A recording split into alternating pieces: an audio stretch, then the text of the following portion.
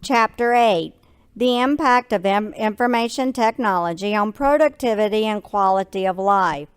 Part 3, Using Technology to Improve Life. The learning outcomes include: assess the impact of IT on the quality of health care and reduction of cost. Give examples of ethical issues that are raised due to differences in ability to invest in IT. We know there are infrastructure issues in developing countries. So how can technology have an impact on those who don't have ready internet access at home or at work or school? Cell phones, of course. How many of you have a cell phone? Several of you probably have more than one cell phone. But why cell phones and not PCs or tablets? Cell phones are available in a variety of capabilities and cost. In developing countries, where enforcement of intellectual property may be less stringent, there will be several knockoff versions of iPhones and Samsung Galaxies. Or you can get a smartphone with slightly lower capabilities for even less money. They are affordable and available. You take them wherever you go and they are convenient to use. They have relatively extended battery life. You may need to plug in after a few hours, but you can turn off features to conserve battery life. Everybody knows how to use a cell phone, so there is no learning curve required. You don't have to purchase Microsoft Office or other expensive applications. Many apps are free, so your out-of-pocket expenses are limited, especially important in developing countries. Finally, there are no technical support challenges to overcome.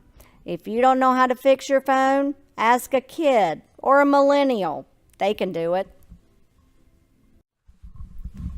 We all want a hospital to have our current medications, conditions, and any allergies we may have if we unfortunately end up in the hospital and cannot communicate for ourselves. But we don't want our healthcare data available to everyone who would like to see it. With the availability of technology, electronic health records, EHRs, have become a standard. Electronic health records keep our data, summarize each visit and each injection and each medication we receive. They are made available to the patient and the doctor and allow for electronic communication, which may elicit a shorter response. Effective use of EHRs improves patient outcomes, reduces cost, and decreases the number of medical errors made for things like drug combinations and such. EHRs and IT offers benefits, but there are costs associated with getting all the records together and training all healthcare staff. By raising patient awareness and learning to use IT for the healthcare office, costs should decrease over time. I encourage you to watch this short YouTube video which shows how patients and doctors can interact from their homes through the use of technology, thus improving patient outcomes. As the video from the last slide showed, mobile and wireless technology use in healthcare has increased dramatically. I can now make a virtual appointment with a doctor online for routine, non-critical, and non-chronic illnesses like ear and sinus infections and other routine illnesses. For instance, my older son felt horrible one night after having sinus issues for 10 days or 2 weeks. We went into the virtual waiting room for 15 minutes and then we talked to the doctor. He called the prescription into Walgreens, who was the only store in our area open that late, and my son got on antibiotics without seeing a doctor in office. And the cost was much less than ever even going to our primary care physician, which would have required an appointment at their convenience. Most doctors now see me with a laptop or tablet, and they record data as we discuss what's going on and why I'm there for a visit. That information is updated, and a patient care summary is generated very quickly. Nurses scan your barcode and make sure it matches your new baby's, so you don't take home the wrong baby and they don't misplace your child. In the video you just saw, the woman was taking her own blood pressure and weight and so forth, and then sharing that information with a doctor or nurse. This saved everyone money and allowed better management of a chronic condition through regular monitoring, but without the high cost of a regular in-office appointment. Let's look more closely at telehealth. Telehealth initiatives use electronic technology to support health care at a distance, provide training, and provide medical care to people at a location that isn't close to the providers. Obviously, this improves patient access to health care, particularly in less developed countries, where trips to the doctor's office may simply be out of reach or take days to get there. Using technology, doctors are able to keep a close watch on a patient with a chronic and/or life-threatening disease. Take a look at this YouTube video, which gives you an idea of how technology may improve health care in a rural area such as the one shown in India. Are there ethical considerations that you must think about when using telemedicine from patient, provider, and insurance perspectives? Some questions to be considered include: must physicians providing advice to patients at remote locations be licensed at that location? Must healthcare systems be required to possess a license from a state in which it has a virtual facility? In other words, what sort of licensing standards are required when a patient in India is talking to someone in California? Or even more simply, when a patient in Georgia is talking with a doctor in California? What standards must be upheld, and how are patients, providers, and insurance companies informed about the legal issues across state lines and even across country borders?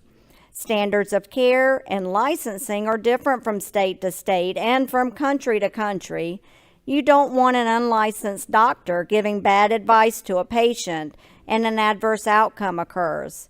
Or for that matter, you don't want a licensed doctor giving bad advice either. Must a minimum set of technology standards be met?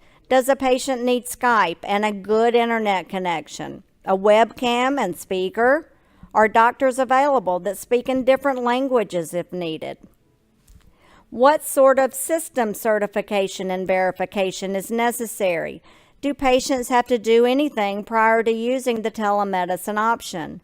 Is there a certification process, or, like in my case, do you just get online, register, and virtually see the doctor? Does patient involvement with remote doctors have negative impact on the local doctor's relationship?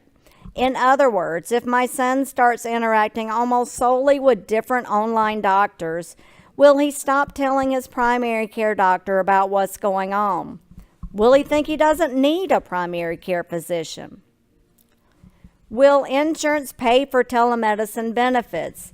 It's actually cheaper for insurance companies long term, so most are offering this service to their patients. But make sure before you use it.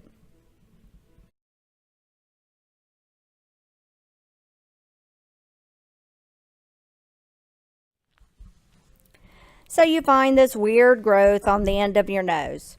What's the first thing you do? If you're like me, you Google it.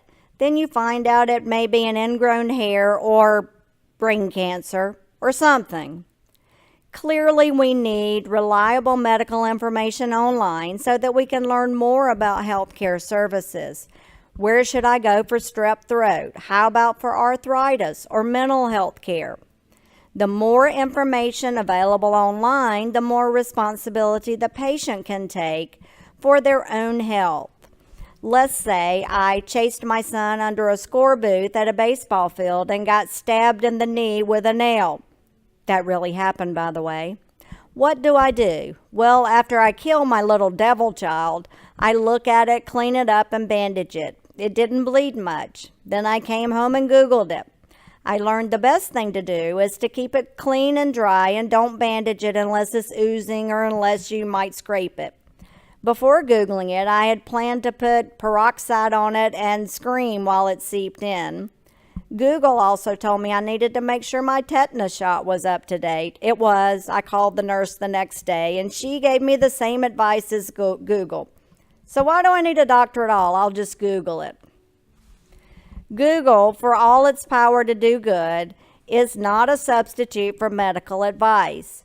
Moreover, you don't get a diagnosis by Googling the bump on the end of your nose and deciding it's brain cancer. You certainly should never engage in a treatment unless you're sure of what you have, and only follow advice from reputable sources. Even then, like I encourage you to do with everything, question it, verify it with other sources, and call your doctor or go in for a visit, even if it's an online visit. The web isn't a substitute for a doctor. To summarize, improved use of IT in the healthcare industry can lead to reduced cost and better access to medical benefits. Telemedicine presents ethical challenges that organizations must strive to overcome. Technology is here to stay, and healthcare needs to catch up with other organizations and provide reliable, safe, and protected data for patients and doctors in order to improve outcomes and reduce cost.